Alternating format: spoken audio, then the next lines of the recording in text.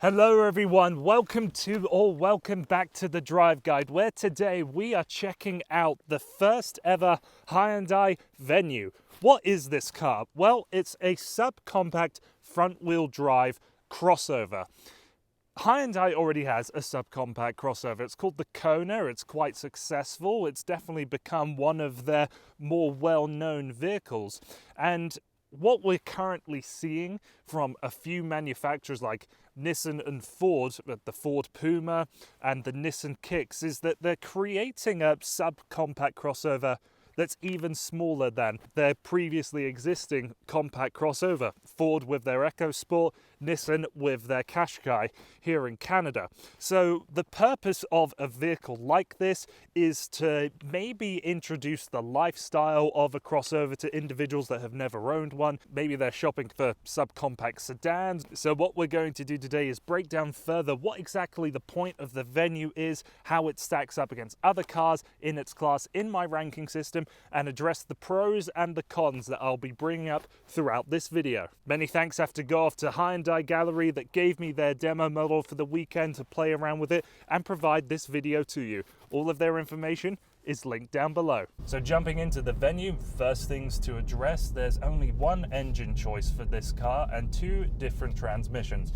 You have the 1.6 litre naturally aspirated 4-cylinder engine. It has 121 horsepower and 116 pound-feet of torque. And for the base model, the Essential in Canada, you're going to get the 6-speed manual transmission, but the CVT transmission is an add-on extra to that base trim. Any of the other trims that follow will have the CVT as standard, and of course with front-wheel drive only. So even though the fundamental components of the Venue's powertrain and the numbers associated with the engine don't really seem all that exciting or really all that impressive, driving throughout town and through the city, this is actually quite an enjoyable thing to drive. With the CVT, it is going to engage where the power is at its peak, somewhere around that 3,000 line. So if you're doing, pretty consistent acceleration from a red light, the sound and the transmission is going to be pretty consistent and keep you in that spot to help you reach that peak power sooner. But if you ever floor it will go to redline, and with this CVT, it's definitely one of the better systems that I have encountered where it will have the faux shifting at redline, and I really don't feel that much of a rubber band effect of what you can find in a lot of CVTs. There is also the ability to shift manually with 6, I believe, faux gears. However, when you do call upon all of 123 horsepower of this engine, it gets pretty noisy. There is a lot of noise coming from the bonnet, a lot of buzziness that comes through the cabin, and I know I shouldn't be too harsh on a vehicle like this. I know it is inexpensive and it has been built on a budget. Even though it delivers in one capacity by actually being pokey enough to get you going, it certainly lacks refinement. Braking is good and consistent, and perhaps for Hyundai to save a little bit of money, the car that I'm driving has drum brakes in the rear, and all but the top trim Ultimate will come with drum brakes in the rear. The top trim has disc brakes in the rear. And one thing that I was anticipating to not be so grand was getting onto the highway, and for a small vehicle with a very tall side profile, I was expecting it to be quite a bit busy on the highway, constantly moving about in its lane, being influenced by the wind with just one sudden gush. But I have to say, the most impressive aspect of this car is when it is on the highway and how stable it feels. There's never anything to worry about when it comes to very windy days, and we've got enough safety systems in this car where I feel like I'm always in control and the car's looking out for me. But there is a lot of wind noise that can be heard from the driver's seat. Wing mirrors, bonnet, screen, glass, you can identify where each of the noises are coming from. I mean, I notice it because I spend so much time of my life on the highway driving these cars. So I know I could never live with that, but the point of this car is that it's meant to be an intercity crossover. It's meant for people that just might need more space than an accent, but they don't need that all-wheel drive. They don't need all of that towing capacity or something like that. But it's very evident that its purpose isn't best suited for that environment. Touching upon a few other driving aspects while integrating them with the design of the cabin, you'll see that there is a lot of glass here in the Venue. So for the cabin space, although the majority of the materials I'm seeing here are quite grayscale and majority black plastics, just because there is so much glass and so much light coming into this cabin, it doesn't feel claustrophobic in the same way that I felt towards, and everything is quite no nonsense, easily integrated for anybody to understand. So the climate control buttons are 3 simple knobs in front of you. The touch screen feels incredibly sturdy. It reminds me a lot of the Tesla Model 3, weirdly, where you feel like it should have some kind of flex, like in that car, how it's just got a foundation at the bottom but does not move with any input. This one feels significantly more rigid and well built than any of the other Hyundai screens that I've interacted with recently. Of course, it has standard Apple CarPlay and Android Auto, and the 8-inch size of this screen is standard. There isn't too much storage going on. The door pockets might hold a cup of coffee if you want to put it there, definitely not a large water bottle.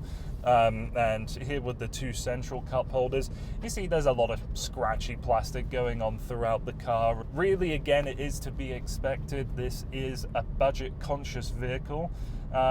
If I could ask for anything, it would be some padding right on the door cards here where the window switches are, just as that's where I'm resting my knee naturally. Wouldn't mind that to be padded, but the leather steering wheel, the leather shift knob, the absolutely brilliant touchscreen, the core things that you're interacting with at every given moment are pretty damn good. You can only get cloth seats in the Venue, and these ones have some nice graphics cutting through, but depending on which trim you go with, and here in the trend there's also the Urban Edition package that gives you the 2-tone color for the wing mirrors and the roof, that kind of stuff. That will give you different interior color schemes and cloth patterns. When it comes to the rear seats, there is a few things to celebrate back there. Again, with the tall roofline, I feel like I can comfortably sit upright, although sitting behind myself is a little bit of a challenge. Not too much knee room going on there, but plenty of foot room underneath.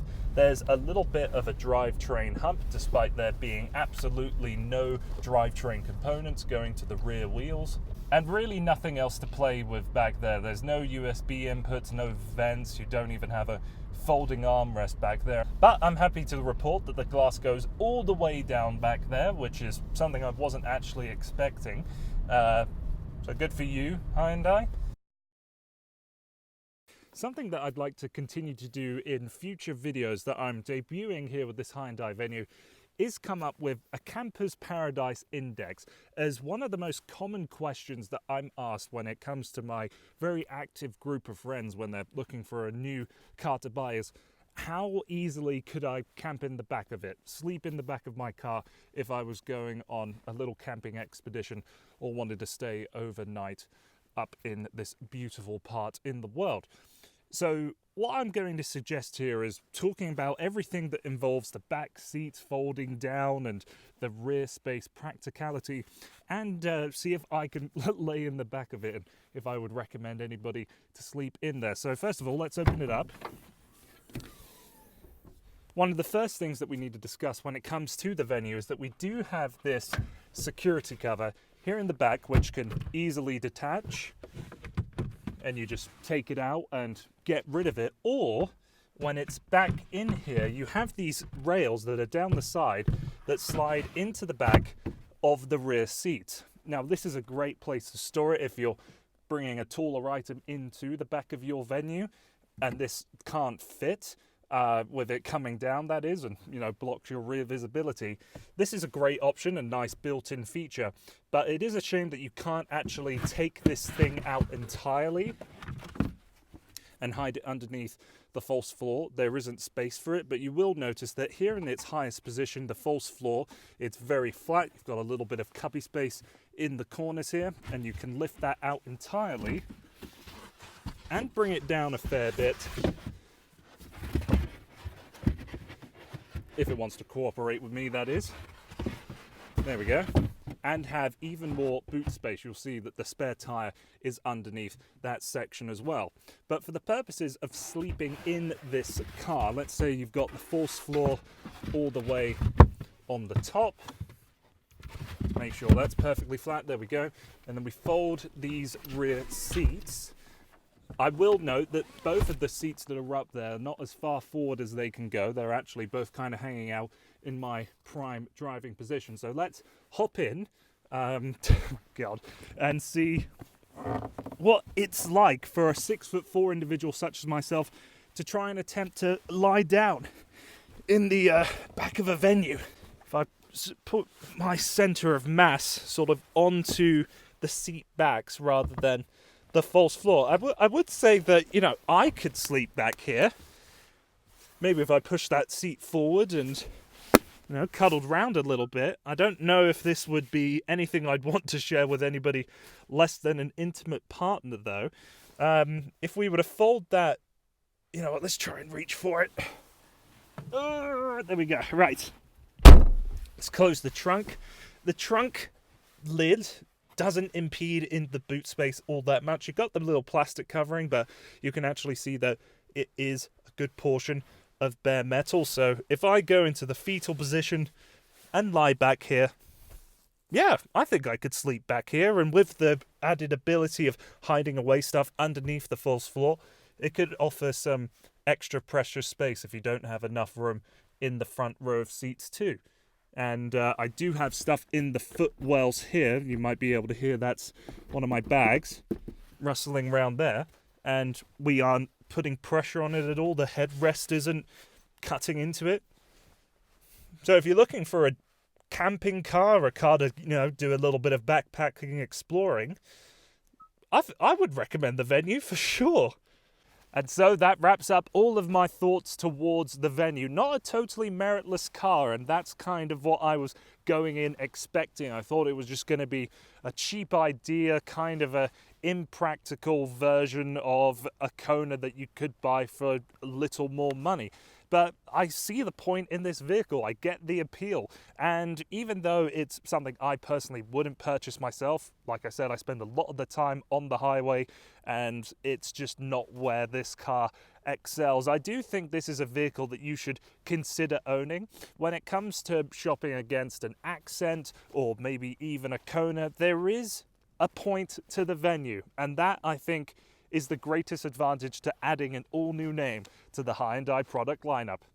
So that's been everything from me. Many thanks again go off to Hyundai Gallery that were kind enough to lend this vehicle off to me. Again, all of their information is linked down below. And if you wouldn't mind subscribing to the channel, liking this video, sharing this video if you know anybody that's out there shopping for a Venue or any other subcompact crossover, really appreciate it if you were to share them this video.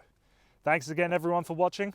Look forward to seeing you next time, where I might be testing out something a little more suitable for these kind of conditions.